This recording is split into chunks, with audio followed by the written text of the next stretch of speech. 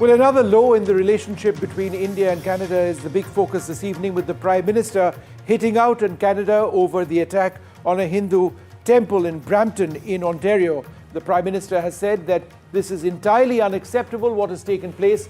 India will not be intimidated, and Canada must ensure the safety of Indian nationals. Joining us now, a very special guest, Ujjwal Dosanjh, the former Minister of Health of Canada.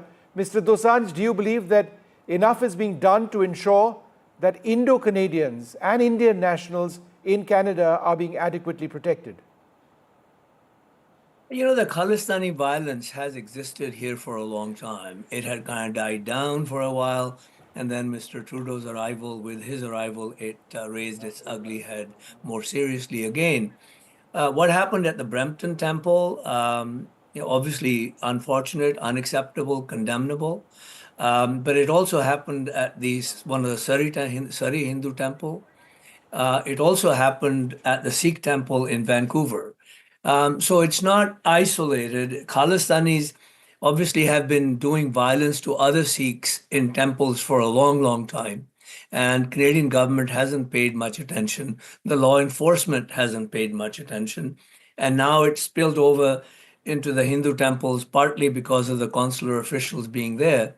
But partly maybe it's a plan by the Khalistanis to try and drive a wedge between the Sikhs and Hindus that have lived here peacefully as they have in India.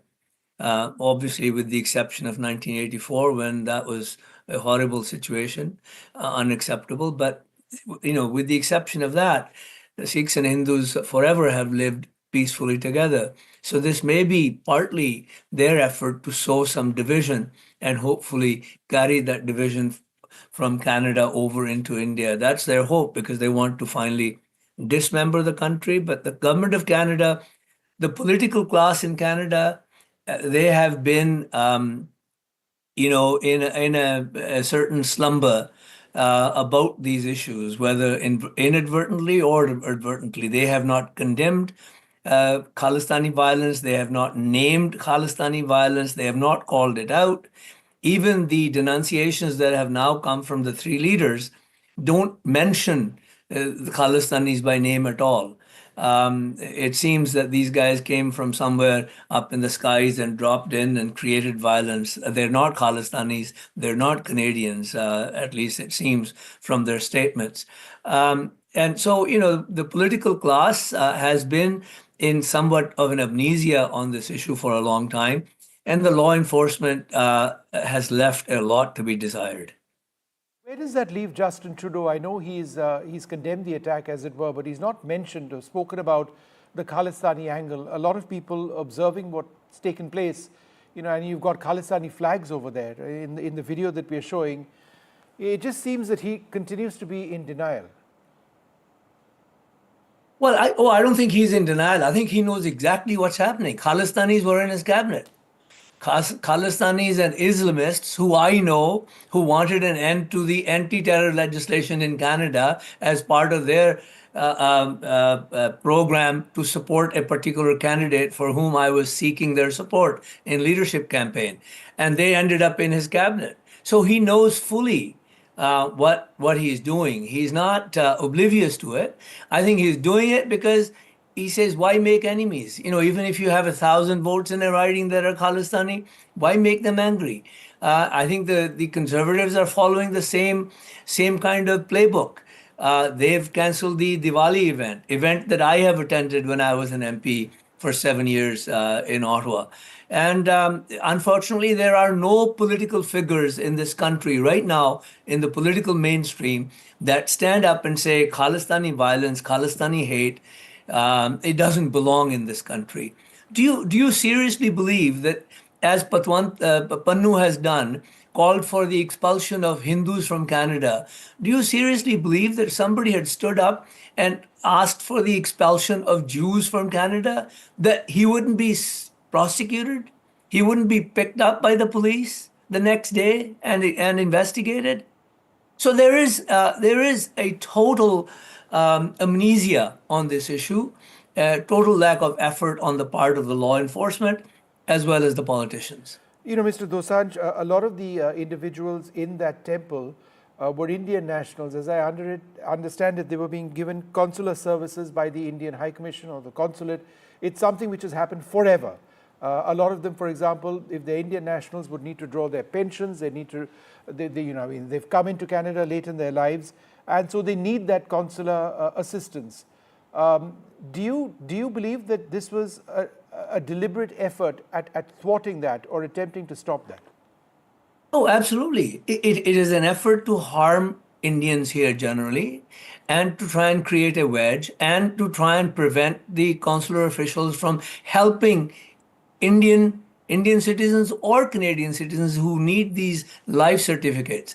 In Toronto, I know the consulate is way over downtown, miles away from where people live. So it's good for the consular officials to come to various temples and places and hold these things. And I understand that I saw a photograph of people inside. There were lots of Sikhs and Hindus, people who had come, old people who had come to get their life certificates. So this wasn't even about, consulars aren't there to just help the Hindus. I mean, they're helping all Indians. Yeah. And, is there a and sense it's of fear, Mr. unfortunate. Dosanjh, among members of the Indo-Canadian community? This is one of the most credentialed community in Canada, extremely educated, extremely successful, extremely prosperous. And people who, by and large, 99.99% have nothing to do with any of this. Is there a sense of fear in that community? Oh, absolutely. There's been fear in the Sikh community, for a long time. This violence has been going on in the Sikh temples for a long time. That's why moderates have simply walked away, because they can't be physically fighting. The police haven't helped very much. The politicians haven't helped very much. Now it's spilled over onto the Hindu temples. And, unfortunately, it shouldn't be a thing of joy, but I think perhaps because now the conflict seems to have widened, and perhaps more attention might be paid by the politicians and the law enforcement. Mr. Dosanjh, the other very disturbing aspect which emerged just a couple of days back was that Canada is actively keeping track of Indian consular officials. A few diplomats who are remaining, they are spying on them. They are using video surveillance and audio surveillance as well. That, many in India seem to suggest, is a breach of basic consular and diplomatic protocol. At a time when the relations between the two sides have really plummeted, isn't that still a bit too much? Well, look, covert operations go on. All countries do that, where it is a violation of the diplomatic, traditions and laws, international rules and norms. But most countries do it. I'm not suggesting Canada should do it, but we understand, as people who know the world a little bit, that it happens. I'm not justifying it, but it happens. And I'm sure India does the same. The US does it all the time. How do you think, how else did they find out what Indian diplomats or others might have been doing about Niger or somebody else, or Gurpatwant Pannu? They do that because they eavesdrop, right? It's not right. It's not proper.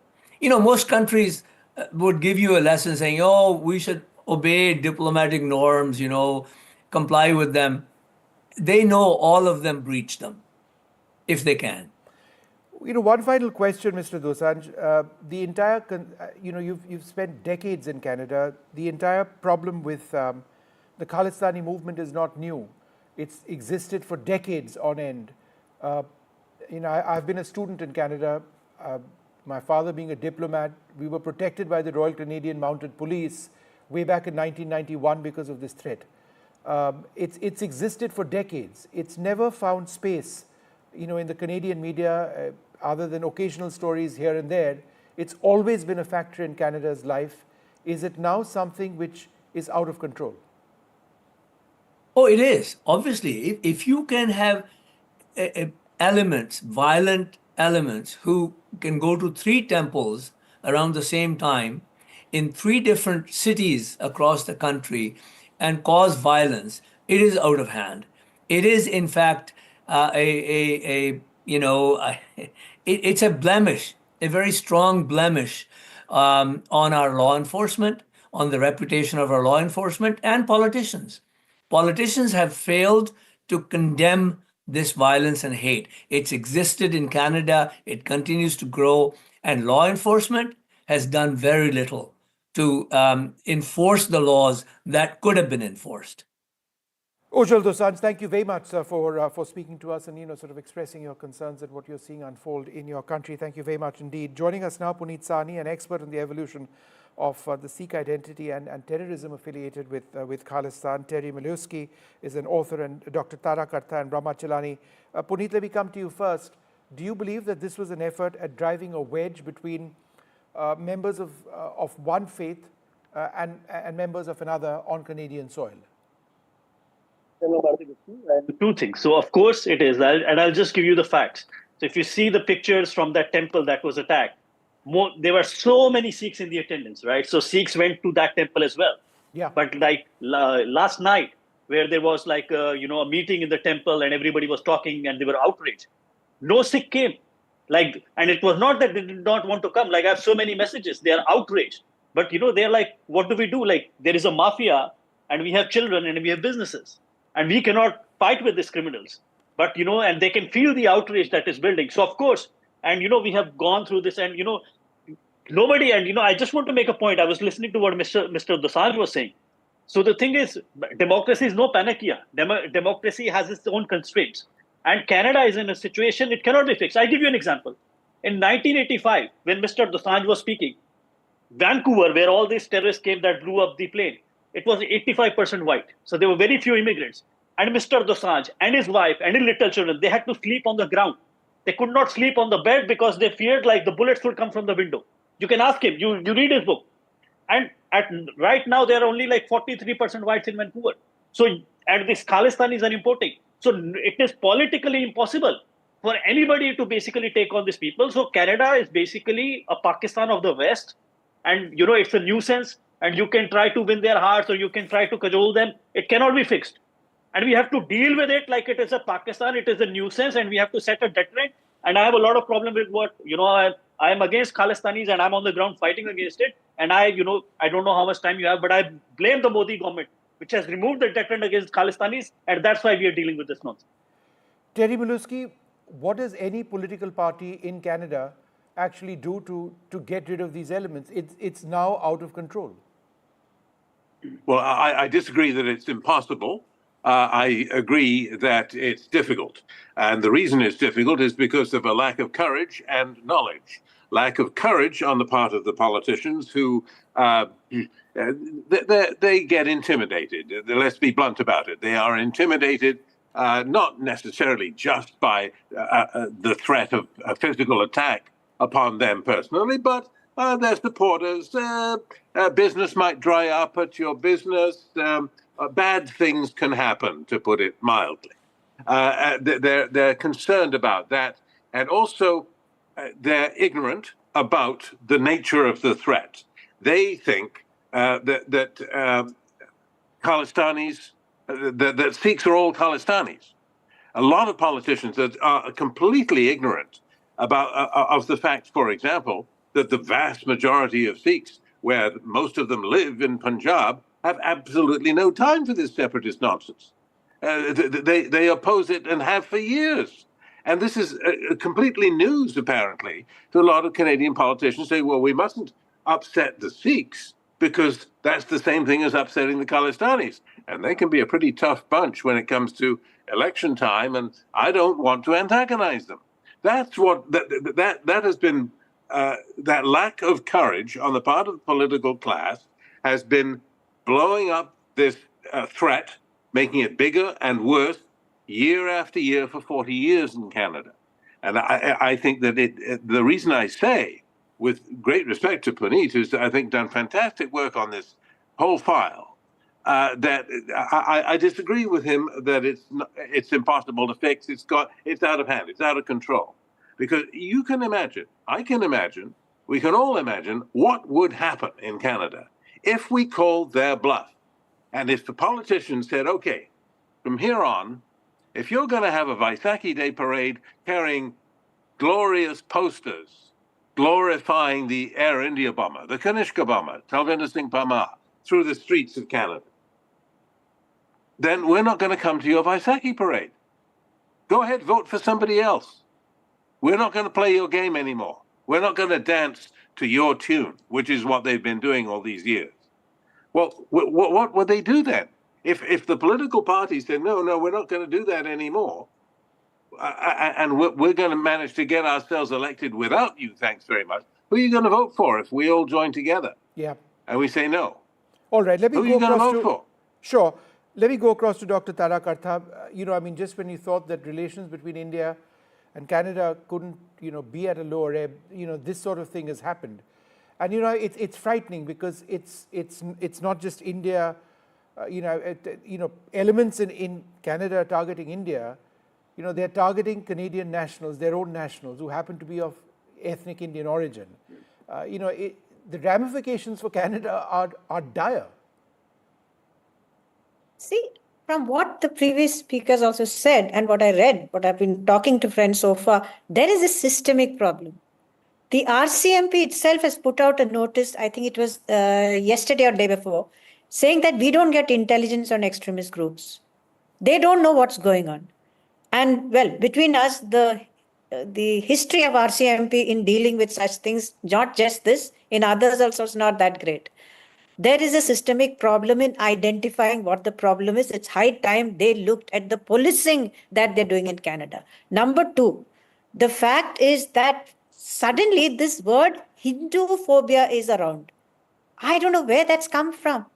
You had all this talk of Islamophobia, now you talk of Hindu phobia, and you've got attacks on, I think I've counted about 26 odd attacks against temples overall, where mayors of those cities have condemned it. I mean, in fact, I think even the National Security Advisor has condemned these things as, hate attacks, but arrests thereafter, nothing.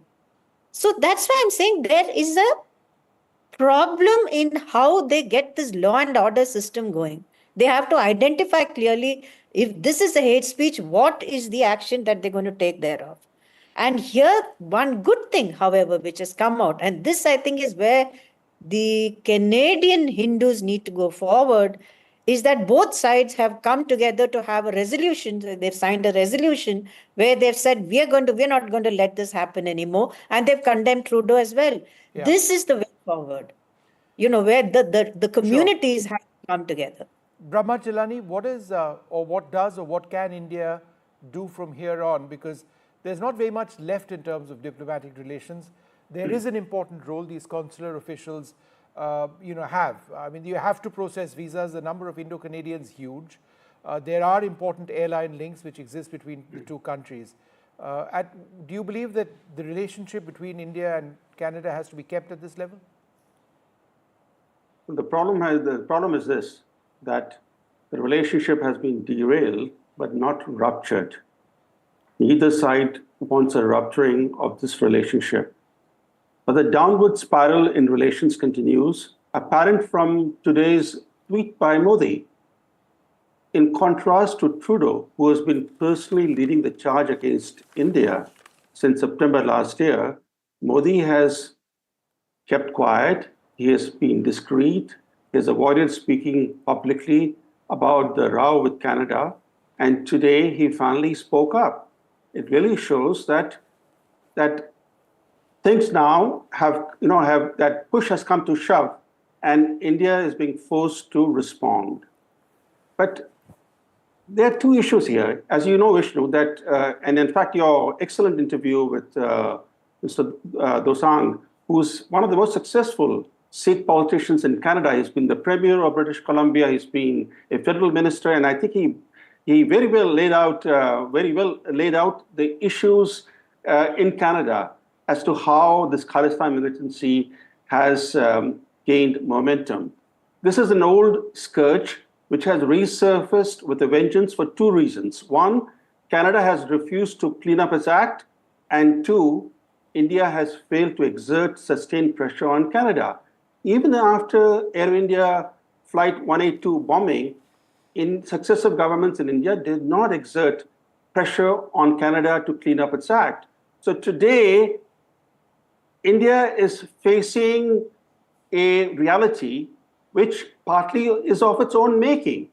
Imagine if any other country's airliner had been bombed and so many passengers had been killed. These were passengers mostly of Indian origin, even though many of them or majority of them were Canadian citizens. Yet successive governments in India did not exert pressure on Canada to clean up its act, to bring the culprits, the perpetrators of Air India bombing to justice. Even the mastermind of that bombing, as identified by Canadian investigators, Talvinder Parmar, he was not brought to justice by Canada. He was killed by Indian police when he sneaked into India from Pakistan. So, to some respect, to some extent, I think India should also accept blame for not putting Canada on notice, for not exerting sufficient pressure on Canada. We tend to react, whenever there's some new episode, some new incident, and then we go back to normal pattern. But now the relationship has been so damaged. I take your point, Brahmachalani, that it can't be back to normal. But the situation is dire in terms of the relationship, and I think the threat of violence against Indian nationals, because I believe there were many Indian nationals over there, it's on Canadian soil. That's a matter of huge concern. I'd like to thank you all very much for being with us. I've run out of time on this discussion.